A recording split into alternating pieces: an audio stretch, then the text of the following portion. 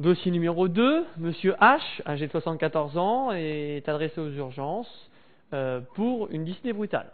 Pas d'antécédent particulier chez ce patient, en dehors d'un cancer du poumon récemment opéré, dont il ramène un courrier, dont vous savez qu'il est stade T3N1M0 et qu'il a bénéficié d'une chirurgie il y a 3 semaines. Sa dyspnée est apparue brutalement en montant les escaliers qui le séparent de son appartement du premier étage. L'auscultation pulmonaire est normale. Vous notez un discret flottement pleural droit du côté de la chirurgie. Vous notez d'ailleurs que la cicatrice de thoracotomie est propre, non douloureuse, et que le patient ne présente pas de fièvre. Vous demandez d'emblée quelques examens. La numération formule sanguine est normale, le ionogramme sanguin aussi. Et vous réalisez des gages du sang en air ambiant qui montrent un pH à 7,43, une PaO2 à 56 mm de mercure, une PaCO2 à 25 mm de mercure et une réserve alcaline à 25 mmol par litre. Vous demandez une radiographie de thorax et un ECG qui vous sont fournis. Voilà l'ECG. Je vous laisse le temps de l'analyser.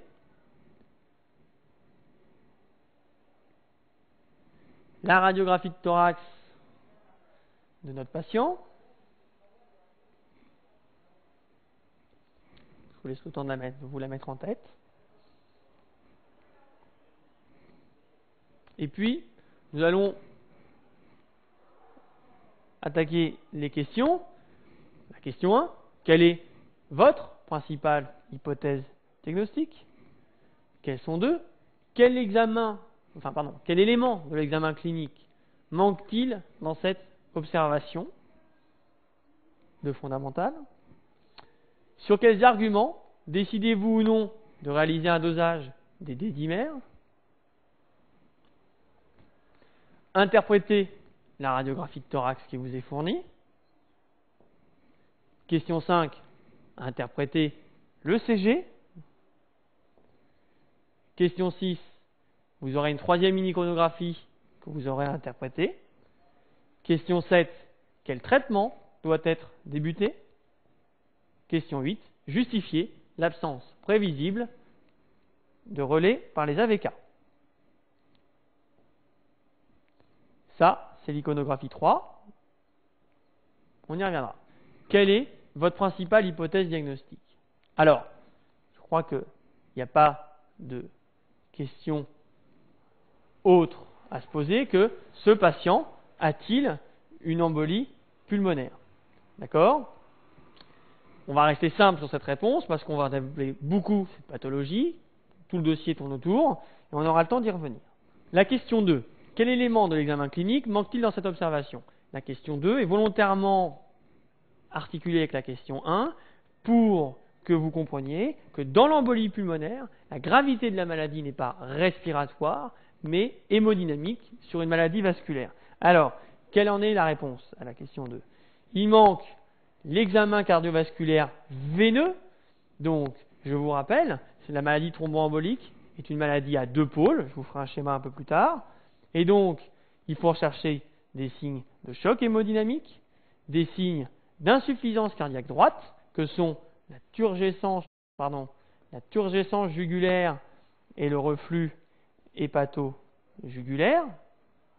Et puis, évidemment, il faut rechercher des signes de thrombose veineuse des membres inférieurs. Je vous rappelle que cette maladie a 2 pôles, un pôle veineux aux membres inférieurs, et ce qui est retenu pour le diagnostic, c'est ce qu'il y a au-dessus de la veine poplitée. Ça s'arrête à la veine poplitée. Tout ce qui est en dessous n'a pas de significativité pour le diagnostic de la maladie thromboembolique et de l'embolie pulmonaire.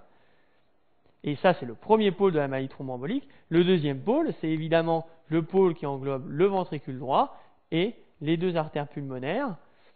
Et à ce moment-là, ça s'appelle une embolie pulmonaire. Donc, le message est clair. Il manque un examen hémodynamique plus précis, analysant les signes de la maladie thromboembolique, soit au membre inférieur avec la phlébite, soit au niveau du pôle vasculaire pulmonaire cardiaque droit avec des signes de choc hémodynamique et des signes d'insuffisance cardiaque droite qui font dire que le choc est lié à une défaillance du cœur droit. Alors, tout ça, pour vous dire, et ce qu'il faut retenir, c'est que la gravité de l'embolie pulmonaire est bien évidemment une gravité hémodynamique, hein, et que les patients décèdent par défaillance cardiaque droite. Question suivante. Sur quels arguments décidez-vous ou non de réaliser un dosage des dédimères? Alors, cette question, qui est tournée un peu particulièrement, elle est là pour vous faire aborder une problématique dans le diagnostic de l'embolie pulmonaire qui est une pathologie fréquente et une question fréquente aux urgences, donc qui est susceptible de tomber au concours, qui est le problème de la probabilité clinique dans l'embolie pulmonaire. Et ça, la probabilité clinique, c'est un mot-clé fondamental. Vous ne pouvez pas aller à l'ENC pour envisager de prendre en charge un patient qui a une suspicion d'embolie pulmonaire sans avoir compris ce qu'est la probabilité clinique, ce qu'elle implique et comment on l'évalue. Alors, on l'évalue comme ceci, de deux façons. Soit l'évaluation est purement clinique, soit l'évaluation est clairement basée sur des scores. Il y a des études qui ont montré que l'évaluation clinique comparée à l'évaluation par des scores était identique en termes de prise en charge diagnostique pour les patients, qu'elle soit réalisée par un médecin junior, que vous serez bientôt, ou par un médecin senior plus expérimenté. Les deux techniques fonctionnent aussi bien. Alors, comment fait-on quand on est clinicien et qu'on est face à une suspicion d'embolie pulmonaire aux urgences? Eh bien, on raisonne sur un triptyque. La première chose, c'est: existe-t-il des facteurs de risque d'embolie pulmonaire? Et la réponse est oui chez notre patient. Rappelez-moi quel âge il a, 74 ans, hein, la maladie augmente largement après 65 ans, donc il a l'âge, il a le cancer, hein, je vous rappelle, il vient d'être opéré d'un carcinome pulmonaire non petites cellules T3, N1, M0, et puis oui, parce qu'il a eu une chirurgie récente. Ça fait quand même 3 facteurs de risque de développer la maladie. Deuxième question qu'il faut se poser, est-ce que l'histoire et l'examen clinique simple, en incluant le CG et la radio de thorax, que nous reverrons après dans ce dossier, sont compatibles avec ce diagnostic? Qu'est-ce qu'il a notre patient? Une dyspnée brutale, au lever et en montant les escaliers, avec une auscultation pulmonaire qui n'est pas normale, certes, mais avec une auscultation qui est pathologique du côté d'une chirurgie récente. Donc l'anamnèse colle bien. Hein, on n'a pas envie d'évoquer une pneumonie en écoutant son poumon, on n'a pas envie d'évoquer un pneumothorax pour expliquer cette dyspnée brutale. Il n'y a aucune auscultation qu'on pourrait dire bronchique avec des sibilants. Donc on évoque, quand tout ça est normal, un problème vasculaire. Et puis, grande question qui fait dire: est-ce que vraiment on y croit ou pas? Est-ce qu'on a une autre hypothèse à proposer? Un homme jeune qui vient en ayant soulevé une caisse avec une douleur dans le thorax, grand marfanoïde, on se dit: est-ce que c'est une embolie pulmonaire? Est-ce que c'est un pneumothorax? On a un diagnostic différentiel. Ici, on n'a rien à proposer. Ce dossier est caricatural, le patient a des facteurs de risque, une histoire clinique tout à fait compatible, on reviendra sur les gaz, évidemment, qui montrent un shunt, mais sur le CG et la radiothorax, et puis on n'a aucun diagnostic différentiel. Ce patient synthèse à ce qu'on appelle une forte probabilité d'embolie pulmonaire. D'accord? Et là, je passe sur l'autre tableau. Pour vous rappeler que dans la suspicion d'embolie pulmonaire, quand on s'est posé la question, le premier temps, c'est ce que je viens de vous dire, c'est la probabilité dont on vient de détailler comment on l'a fait, et schématiquement, soit elle est non forte, soit elle est forte. Alors non forte, il y a deux catégories, intermédiaire ou faible. Intermédiaire ou faible, mais ce qui est important, c'est non forte, et à ce moment-là, il faut réaliser un dosage des dédimères.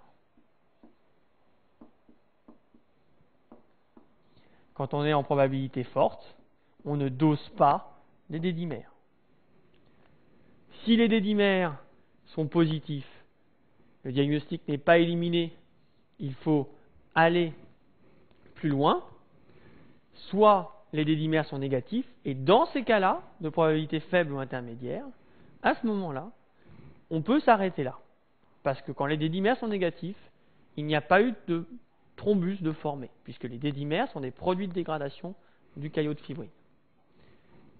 Ici, on va directement réaliser une imagerie du thorax qui peut être un angioscanner ou une scintigraphie pulmonaire.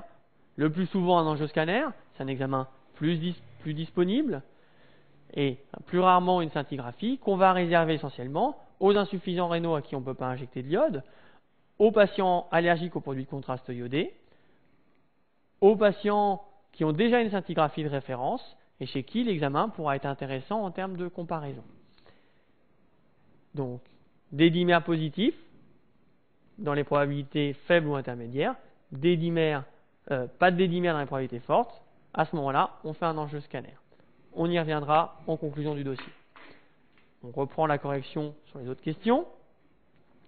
Donc, je vous rappelle, mot-clé probabilité clinique, comment la construit-on? Alors, question 4, interpréter la radiographie de thorax du patient. Donc, il existe sur cette radiographie de thorax un épanchement pleural droit de faible abondance, une atélectasie partielle du lobe moyen qu'on détecte grâce à la déviation des structures médiastinales et à l'ascension de la coupole diaphragmatique droite. Je vous le montrerai sur la radio de thorax en y revenant. Et on note la présence de clips chirurgicaux. Enfin, toujours à la fin, en dernier, les signes négatifs, pour dire que vous y avez pensé que ça pouvait avoir un intérêt. Absence d'anomalie pleuroparenchymateuse à gauche, chez un patient qui vient d'être opéré d'un cancer à droite. C'est une bonne idée d'aller regarder ce qui se passe un mois plus tard à gauche. Il n'est pas exceptionnel que parfois la maladie explose et qu'on se retrouve des signes de lymphangite carcinomateuse. Cependant, comme on l'a vu, l'histoire ne colle pas du tout. Alors, donc la radiographie de thorax, on a donc un épanchement pleural droit, donc c'est une opacité complètement homogène, déclive effaçant la coupole. D'accord? On avait dit qu'il y avait des clips chirurgicaux, j'espère que vous pouvez les voir, c'est ces petits clips métalliques qui sont là. Et puis, on a parlé d'une atélectasie du lobe moyen. Donc, je vous rappelle qu'il y a 3 lobes à droite versus 2 lobes à gauche. Vous ne pouvez pas vous avancer à l'internat, à l'ENC sans savoir ça. Si on regarde une radiographie de thorax de profil, je vous rappelle que le lobe moyen est ce lobe antérieur, d'accord, et que se pose parfois la question, notamment en cancérologie pulmonaire, mais aussi en infectiologie, d'une opacité qui serait ici de face, et dont on ne sait pas si elle est dans le lobe inférieur ou dans le lobe moyen. Si jamais elle est dans le lobe moyen, à ce moment-là, elle est antérieure, comme le cœur, et la silhouette cardiaque et le bord droit du cœur sont confondus avec celui de l'opacité. Et donc, il n'y a aucune discontinuité, pas de signe de la silhouette. Si à l'inverse, on est dans la situation rouge avec une opacité du lobe inférieur, le cœur qui est plus devant n'est pas dans le même plan que l'opacité, et à ce moment-là, vous avez votre opacité et la ligne du cœur. Et c'est ça, le signe de la silhouette, c'est cette ligne ici. Petit rappel pour cette radio de thorax. Dernier point, on a dit qu'on a bien regardé à gauche ce qui se passait et qu'on voit rien dans la plèvre et rien sur le médiastin. Alors, question 5, interpréter le CG. Je ne suis pas cardiologue, mais j'ai quand même quelques connaissances. Donc, il faut toujours être systématique. Donc, c'est un rythme qui n'est pas sinusal. Quand on regarde le tracé du bas, qui est un tracé long, on se rend compte qu'il n'y a pas une onde P devant chaque QRS. Donc, c'est un rythme qui est non sinusal. Quand on regarde ce rythme, il apparaît quand même tout à fait régulier. qui n'est pas fréquent quand ils ne sont pas sinusales. Et quand on regarde l'aspect des ondes P, on a cet aspect dit en créneau, qui est quand même très évocateur d'un trouble du rythme supraventriculaire, et ça, c'est renforcé par l'aspect du QRS, qui reste fin, et qui laisse dire que c'est au niveau du nœud auriculaire que ça se passe, et qu'après, la conduction de l'influx nerveux, elle est normale. Donc, pour répondre à cette question, je vous propose de dire que le rythme est non sinusal, régulier à peu près 100 par minute, il n'y a pas d'onde P, il y a un aspect en onde Si, les QRS sont fins, et donc, on parlera d'un flotteur auriculaire 3 sur 1. Donc, l'iconographie 6, alors, grand message, si on vous demande d'interpréter une iconographie, il me semble logique de dire de quel examen il s'agit. D'accord? Si on vous demande d'interpréter la radiographie de thorax, rappelez qu'il s'agit d'une radiographie de thorax, me paraît inutile et une perte de temps. Alors, l'iconographie que nous avons là, donc, pour rester simple, c'est un scanner thoracique. C'est une coupe. Dans le thorax, on a deux types de coupes. On a des coupes parenchymateuses où on voit le parenchyme. Là, on a une coupe qui est évidemment médiastinale. Je pense que ce sont des choses qui sont à préciser si on vous demande d'interpréter une iconographie. Il ne faut pas bien préciser ce que c'est. Donc, scanner du thorax en coupe médiastinale. Ensuite, l'étape d'après consiste à regarder si les vaisseaux qu'on a là sont injectés de produits de contraste. Donc, il faut dire, je mets un plus qui veut dire avec une injection de produits de contraste iodé. Et puis, ensuite, une fois qu'on a annoncé ce que c'était, on peut commencer à analyser ce qui se passe sur ce scanner. Alors, qu'est-ce qui se passe sur ce scanner? On voit l'aorte ascendante, l'aorte thoracique descendante. Évidemment, vous ne ferez pas le rachis, les premières côtes. Et puis, ici, le tronc de l'artère pulmonaire qui se divise en artère pulmonaire gauche et en artère pulmonaire droite. Tout ça sont des rappels anatomiques.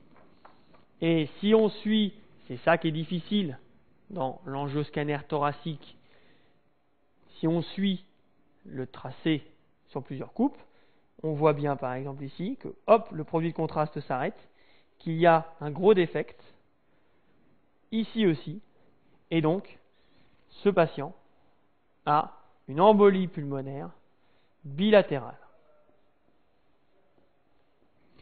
Je vais vous remettre tout ça au propre.